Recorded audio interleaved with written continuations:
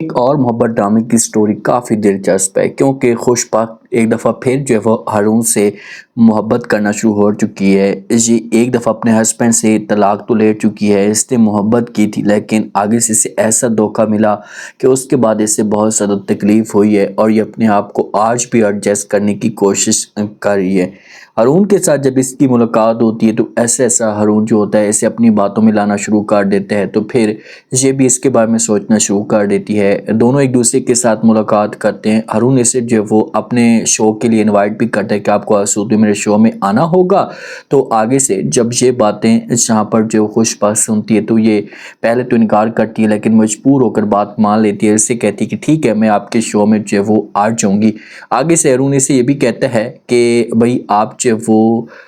کامیاب عورت ہیں اور بچوں کے لیے جو آنے والے بچے ہیں ان کے لیے مزید ایکسپریشن پیدا کر سکتی ہیں، آپ ایسی آگے بڑھتی جائیں۔ تو اب ہارون کو اس بات کا نہیں پتا کہ بھئی یہ کامیاب کہاں ہے، یہ پہلے سے بھی طلاق لے چکی ہے، پہلے بھی گھر کے جو معاملات ہیں اس کے لیے اتنے زیادہ گمبھیر ہو چکے تھے جو وہ آج تک اپنے آپ کو ایڈجسٹ نہیں کیا۔ یہ ضرور ہارون کو کھل کر بتائے گی، اس لیے محبت جس کو سچی ہوگی اور ہارون کے اوپر یقین آنا شروع ہو جائے گا تو یہ ہارون کے ساتھ کھل کر بات کرے گی، اس کو بولے گی کہ ہارون یہ معاملات ہیں، آگے آپ کی اپنی مرضی، آپ نے میرے ساتھ رہنا ہے یا نہیں رہنا، یہ آپ جانے اور آپ کا کام جانے۔ اب ہارون جو ہوتا ہے جس وقت جیسے اپنے شو کے لیے بلاتا ہے نا تو یہ پھر ویٹ کرنا شروع کر دیتا ہے، بار بار جو پریشان سا ہوتا ہے۔ تو نوید جب اسے دیکھتا ہے اس کا دوست اسے پوچھتا ہے، اسے کہتے ہیں کہ ہارون تم کسی کا انتظار تو نہیں کرے؟ تو آگے سے ہارون کہتے ہیں کہ نہیں۔ جس وقت جو وہ خوش بخت آتی ہے تو نوید کہتے ہیں کہ نہیں، ہارون کہتے ہیں کہ میں تو انتظار نہیں کر رہا، لیکن نوید کہتے ہیں کہ ہاں ٹھیک ہے تم پیچھے مڑ کر مت دیکھنا کیونکہ کوئی آیا ہوا ہے۔ تو جب یہ الفاظ ہارون سنتے ہیں نا تو فوراً بھاگ کر پیچھے کی طرف دیکھتا ہے مڑ کر،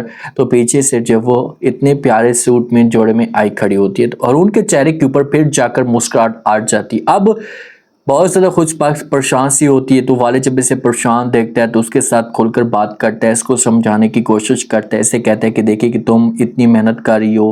اور ہر جگہ پر ایسی ٹانگ اڑا لیتی ہو، اپنی جان کا اپنے خاص طور پر خیال کرنا ہے، اپنی صحت کا خیال کرنا ہے، کسی قسم کا آپ کو کوئی نقصان نہیں ہونا چاہیے۔ تو خوش بخت اپنے والد کو سمجھانے کی کوشش کرے گی، والد کو بولے گی کہ پاپا جان آپ کو پریشان ہونے کی کوئی بھی ضرورت نہیں ہے، میں ایڈجسٹ کرنے کی کوشش کر رہی ہوں اور کسی بھی طریقے سے آپ کو جو وہ اپنے آپ کو سیٹل بھی کروں گی اور آپ کو کسی قسم کی کوئی کمپلینٹ جو وہ نہیں ملے گی۔ اب